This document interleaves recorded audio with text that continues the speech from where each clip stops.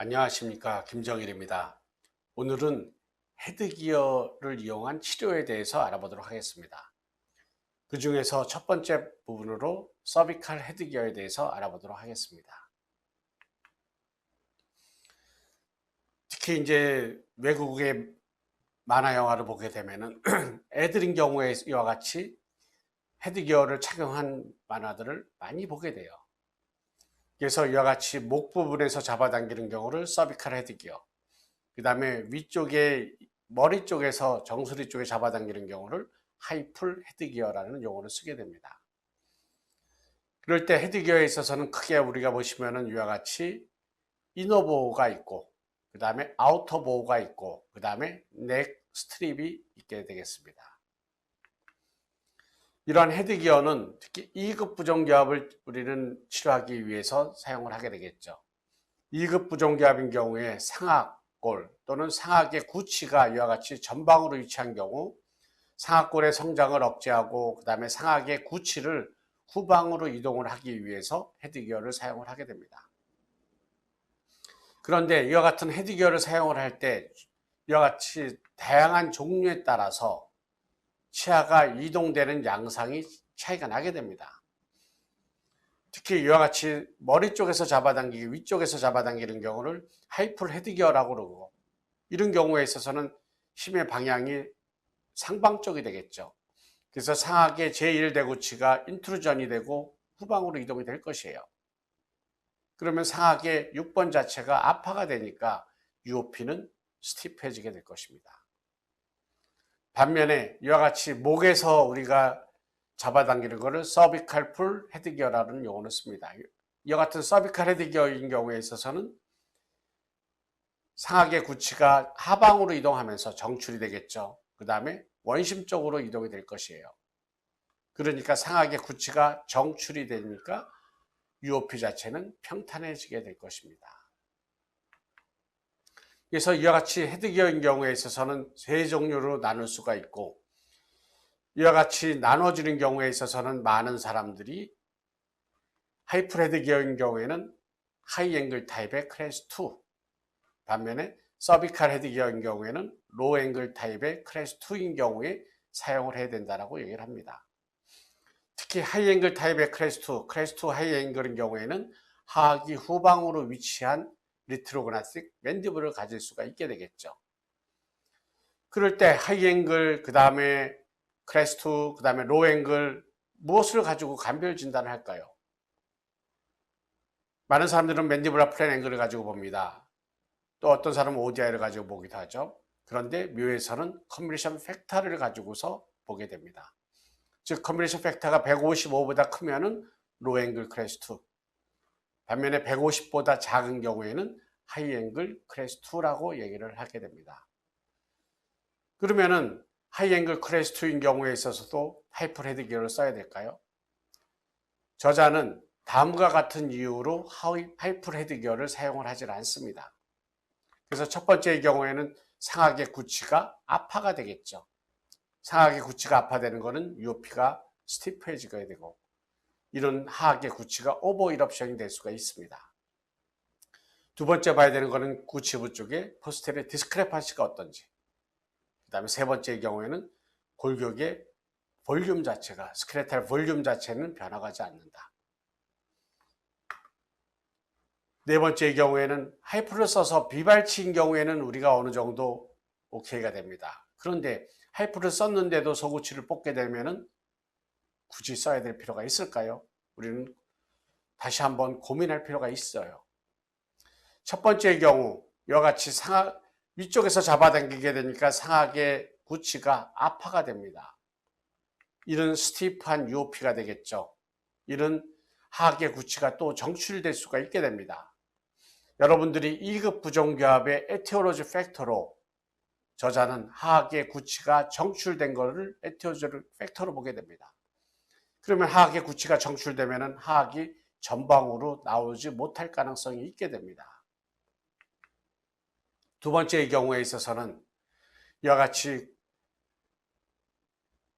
상악의 제1대구치를 후상방으로 이동을 하게 되면 상악의 제2대구치, 상하계 제3대구치는 어떻게 될까요? 힘을 가하니까 뒤쪽으로 그 다음에 상방으로 이동될 것입니다. 이거는 포스테리어 디스크레판시를 야기할 수가 있게 됩니다. 그 다음에 세 번째의 경우에는 스켈레탈 볼륨 자체가 변하지가 않는 거예요. 파라타 플랜, 에비 플랜, 맨디블라 플랜이 있습니다. 이런 경우에 우리가 골격을 보면은 ODI가 70, APDI 75, 145입니다. 상하계 제1대구치를 이와 같이 압화를 시킨다 하더라도 이 골격이 75, 80, 155로 바뀔 수가 있을까요? 바뀌기가 힘들게 되겠죠. 이와 같이 ODI가 80, APDI가 75, 컨비네이션 팩터가 155인 경우에는 컨비네이션 팩터가 충분합니다. 이런 경우에는 우리가 클래스 2 로우 앵글이 되겠죠. 이런 경우에 있어서는 하악이 전방으로 나오고 상악은 약간 후방으로 가면서 G치가 유지가 되면서 ODI가 바뀌게 돼요. ODI가 75, APDI는 80. 그래서 75, 80, 155 클래스 1 로우 앵글로 바뀔 수가 있게 됩니다. 그러면은 클래스 1 로우 앵글도 좋은 얼굴이죠. 이런 경우에는 우리가 비발치 치료가 가능하게 돼요. 그런데 ODI가 75, APDI가 73, 148입니다. 이런 경우에 있어서는 클래스 2 하이 앵글이에요. 하악을 앞으로 끄집어낸다 하더라도 ODI가 어떻게 바뀔까요? APDI가 80으로 가야 되니까 ODI에서 줘야 됩니다. 그러니까 ODI가 68, APDI가 80, 컨비네이션 팩터가 148 주위로 바뀌게 돼요. 그래도 클래스 1 하이 앵글이 됩니다. 이런 클래스 1 하이 앵글에 있어서는 뽑을 가능성들이 많이 있게 되겠죠. 그래서 클래스 2 로우 앵글 증리에 있어서는 서비칼 헤드기어를 사용할 수가 있습니다. 그런데 클래스 2 하이 앵글에 있어서는 헤드기어를 굳이 쓸 필요가 없게 되겠죠. 그 다음에 네 번째의 경우에는 구치를 후방으로 이렇게 이동을 시킬 수가 있어요. 이런 경우에 구치가 이동이 돼서 그 다음에 안모가 괜찮은 경우에 있어서는 우리가 비발치 치료를 할 수가 있을 것입니다. 근데 그래도 입이 튀어나온 경우에 있어서는 소구치 어딘가의 차를 뽑을 가능성이 많이 있게 되겠죠. 그래서 보시면은 A번처럼 이와 같이 상악골의 전방으로의 성장이 충분하지 않은 경우, 즉 상악골이 정상의 위치를 가지고 있는 경우예요. 반면에 B번인 경우에 있어서는 상악골의 전방 성장이 충분한 경우, 즉 상악골이 전방에 위치한 경우가 되겠죠. 이런 경우에 있어서는 PNS에서 상악 제1대구치까지의 거리가 B번인 경우에는 클 것이고 A번인 경우에는 작을 것입니다. 이런 경우에 상악의 제1대구치를 후방으로 밀고 상방으로 밀게 되면은 B번은 상관이 없지만은 A번 같은 경우에 있어서는 구치부 쪽에서 문제가 생기게 돼요. 즉 포스테리어 디스크레판시가 생기게 되고, 그러면은 여기서도 상악의 제2대구치나 아니면 제3대구치를 빨리 뽑아야 할 가능성이 있게 되겠죠. 그럼 이걸 감별을 뭐 가지고 봤어야 돼요? 포스테리어 버티컬 디멘션을 보고서 본 겁니다. 포스테리어 버티컬 디멘션이라고 하는 거는 하이 앵글이냐 로우 앵글이냐 클래스 2에 따라 차이가 나겠죠. 그래서 묘에 있어서는 이와 같이 하이 앵글 클래스 2인 경우에 안모가 크게 나쁘지 않다고 하면은 이와 같이 상악의 헤드기어를 써서 뒤로 미는 게 아니라 상악의 제2대구치를 발치를 해서 이 발치 공간을 이용을 해서 우리는 뒤로 밀 수가 있게 돼요. 그래서 하이풀 헤드기어를 굳이 쓸 필요가 없게 됩니다.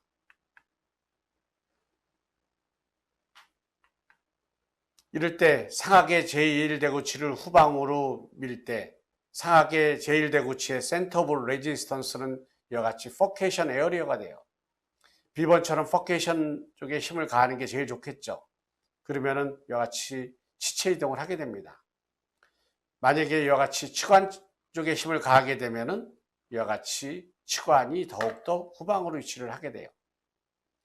반면에 이와 같이 포케이션보다 하방 쪽에 힘을 가하게 되면은 루트 쪽이 치근 쪽이 원심으로 이동을 하게 되겠죠. 그랬을 때 이와 같이 넥 스트랩을 어디에 따라서 서비칼이냐 하이풀이냐 나눠서 힘이 A번, B번, C번으로 적용하는 걸 볼 수가 있게 돼요. 그래서 아우터 보호가 이와 같이 레벨 A랑 같은 선상에 위치를 하게 되면 어떠한 반응이 나타나게 될까요? 디스탈 크라운 티핑이 일어나게 됩니다. 그러면서 정출이 되겠죠. 반면에 이와 같이 아우터 보호가 B번처럼 이동을 하게 되면 어떻게 이동이 되게 될까요? 상하계 제1대구치가 바딜리로 후방 쪽으로 이동이 되게 될 것입니다. 그래서 디스탈 바딜리 무브먼트가 일어나게 될 것이고, 그 다음에 C번처럼 힘을 가하게 되면 어떻게 이동이 되게 될까요? 이와 같이 C번처럼 이동이 되면서 상하기 후방으로 이동되는 거니까 디스탈 루트가 티핑이 되면서 상하계 치열이 후방으로 이동이 되게 될 것이에요. 2급 부정교합에 있어서는 어떻게 치아가 이동이 되는 것이 좋을까요? 이와 같이 C번처럼 이동이 되는 것이 좋을 것이 됩니다. 이럴 때 헤드기어인 경우에 있어서 이너 보호는 정해져 있습니다. 왜냐하면 상하계 이와 같이 제1대구치에 더블 바칼 튜브가 있고 그 다음에 입술은 편안한 상태가 유지가 돼야 돼요. 그래서 이너 보호는 정해진 상태에서 그래서 아우터 보호의 길이 그 다음에 이와 같이 방향을 조절을 함으로써 우리는 교정력을 얻을 수가 있게 되는 것이에요. 그럴 때 이와 같이 아우터 보호의 길이 자체가 이와 같이 길게 되면은 카운터 클록와이즈 모멘트가 생기게 되고, 그 다음에 아우터 보호의 방향이 이와 같이 하방에 위치를 하게 되면은 클록와이즈 모멘트가 생기게 됩니다. 그런데 2급에서의 가장 좋은 치료 방식은 카운터 클록와이즈 모멘트를 일으켜주는 게 중요해요. 그래서 아우터 보호가 상방에 위치를 하는 것이 중요하게 되겠죠. 즉 다시 말해서 이너 보호는 정해져 있습니다. 아우터 보호가 이와 같이 위로 올라가줘야 돼요. 그래서 다시 한번 보게 되면은 서비칼 헤드기어를 저자는 주로 사용을 하기 때문에 서비칼 헤드기어인 경우에 있어서는 상하계 제1대구치가 이와 같이 정출이 되게 됩니다. 정출이 되면서 아우터 보호가 위로 올라가게끔, 그래서 위의 그림보다는 이와 같이 밑에 그림처럼 아우터 보호가 위로 올라가야지 치근이 원심 쪽으로 경사를 줄 수가 있게 돼요.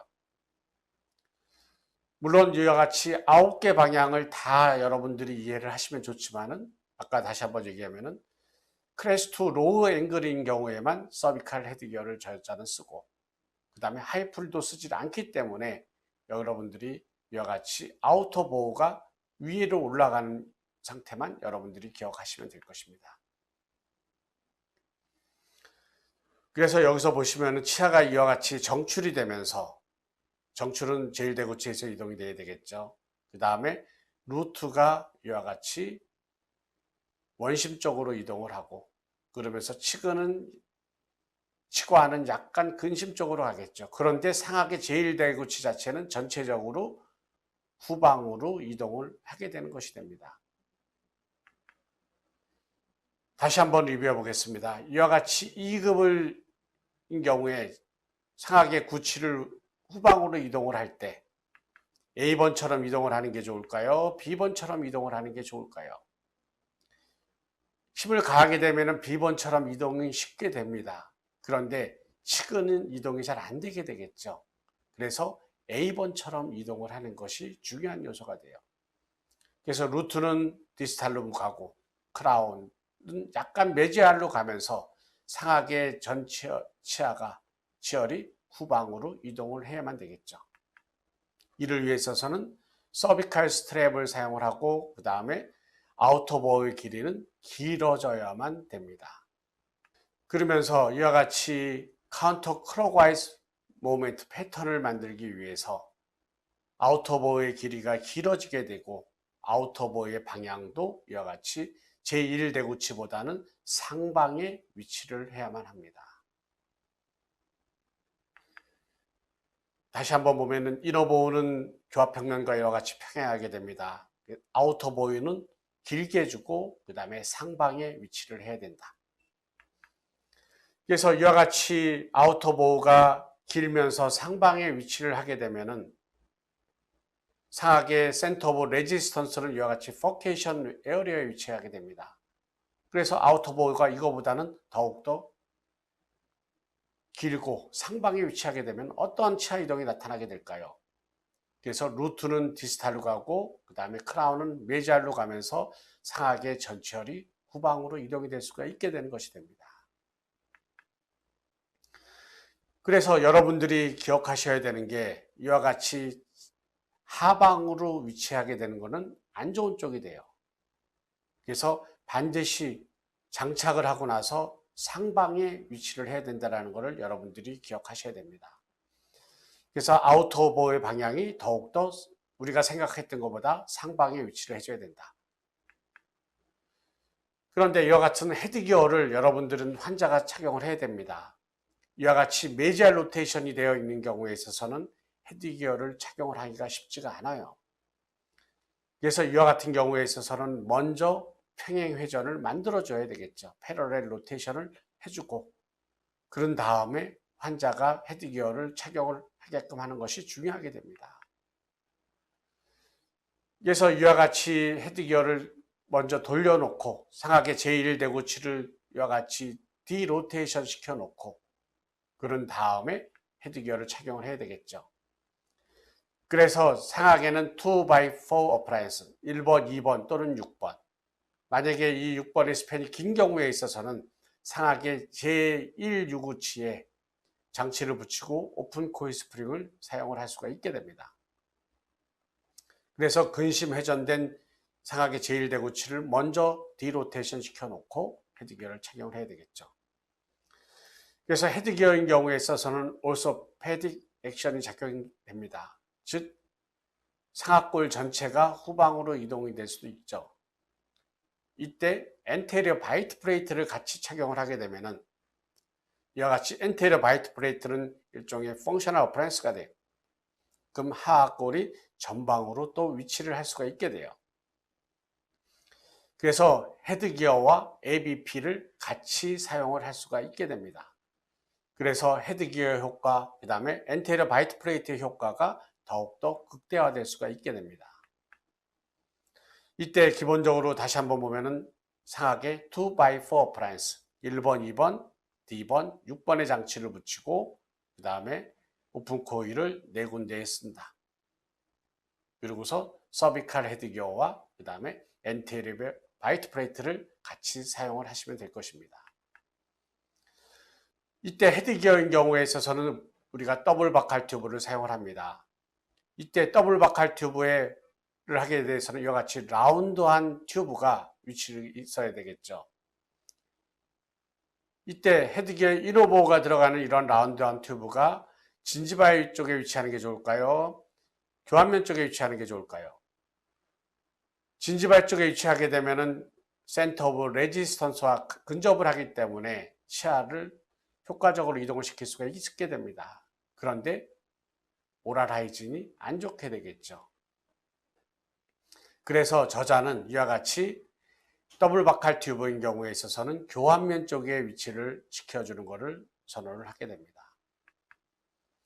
그 다음에 이너보우의 방향, 이너보우의 모양도 여러 가지가 나올 수가 있습니다. 첫 번째의 경우에는 U-쉐입을 줄 수가 있고 튜브 앞에서 U-쉐입을 줄 수가 있습니다. 이런 U-쉐입도 이와 같이 잇몸 쪽에 위치할 수도 있고 교환면 쪽에 위치할 수도 있습니다. 최근에는 이와 같이 교환면 쪽으로 U-쉐입을 위치를 합니다. 또 하나의 경우에는 이와 같이 웰딩 스페이서를 웰딩을 해서 이와 같이 닿게 하기도 하죠. 그 다음인 경우에는 이와 같이 인워드로 우리가 얘기하는 몰라 옵셋의 반대의 방향으로 이와 같이 밴딩을 할 수도 있게 됩니다. 이때 중요한 사항은 이와 같이 상하게 제1대구치에 이와 같이 라운드한 튜브에 닿아야 되겠죠. 그럴 때 전방부에 있어서는 3 내지 5mm 이와 같이 띄워줘야만 됩니다.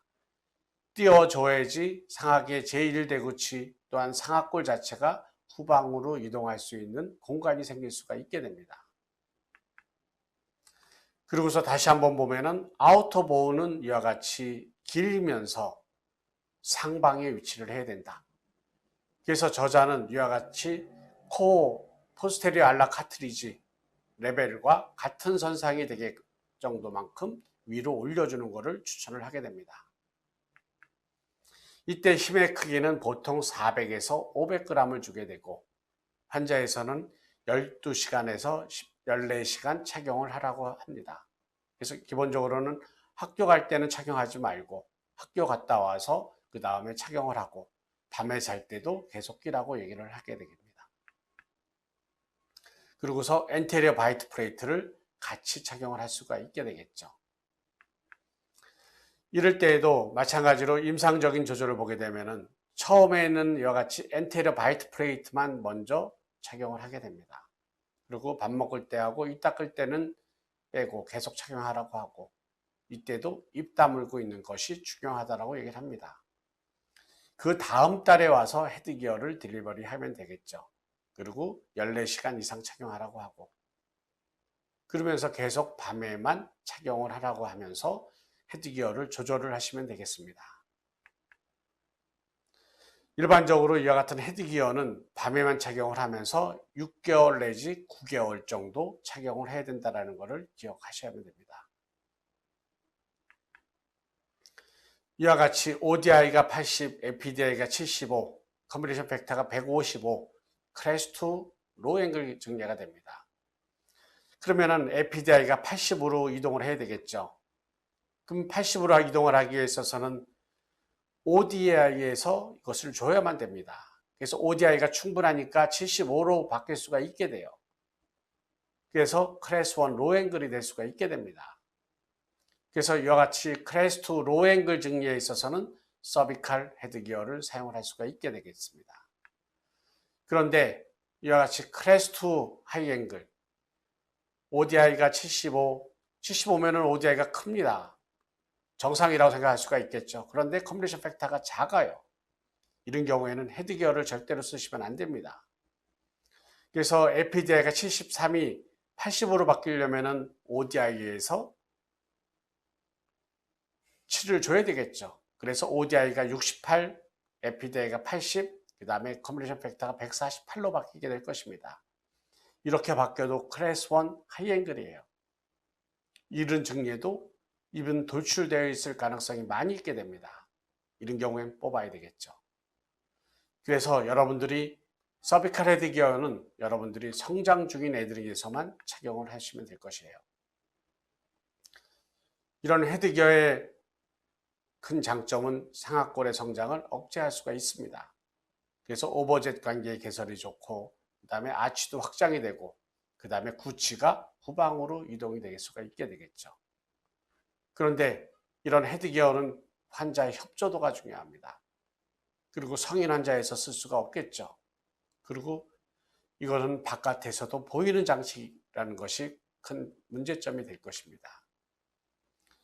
그래서 2급 감별 진단을 우리가 다시 한번 리뷰해 보겠습니다. 엣지 또 엣지 상태에서의 모습을 봐요. 그런데 약간 돌출되어 있는 모습을 보일 수가 있어요. 그런데 성장 중에 있는 애입니다.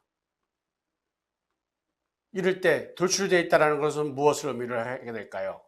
상악골이 튀어나와건 그리고 하악은 정상이거나 하악은 후방 위치할 수도 있어요. 그래서 상악골이 튀어나온 것을 후방으로 위치를 시켜줘야 되겠죠. 그 다음에 성장 중에 있는 환자, 컨비네이션 팩터가 큰 애들인 경우에는 헤드기어와 ABP를 쓸 수가 있습니다. 그래서 이 환자 보시면 10세의 남자 환자입니다. ODI 84, APDI 72, 그 다음에 156이에요. 이런 경우에는 오버젯이 큰 경우 우리가 헤드기어를 사용할 수가 있겠죠. 그런데 이 환자는 8세 여자 환자입니다. ODI가 76, APDI 72, CF가 148이에요. 많은 사람들은 ODI가 크니까 로앵글이라고 보고 그 다음에 헤드기어를 쓰려고 할 것입니다. 그런데 이런 경우에 헤드기어를 쓰게 되면 하악은 더욱더 후방으로 위치할 가능성이 많이 있게 돼요. 이런 경우에는 쓰지 말고 나중에 발치 교정으로 하는 것이 좋게 될 것이에요. 그러면은 이런 환자 성인인 경우에는 어떻게 해야 될까요? 어딘가에 차를 뽑아야 되겠죠. 왜냐하면 이미 엣지 또 엣지 모습에서 얼굴 모습이 튀어나왔기 때문에 그 다음에 부종기압 양상에 따라서 우리는 성인에서는 비발치 치료는 한계가 있게 될 것입니다. 경청해 주셔서 감사합니다.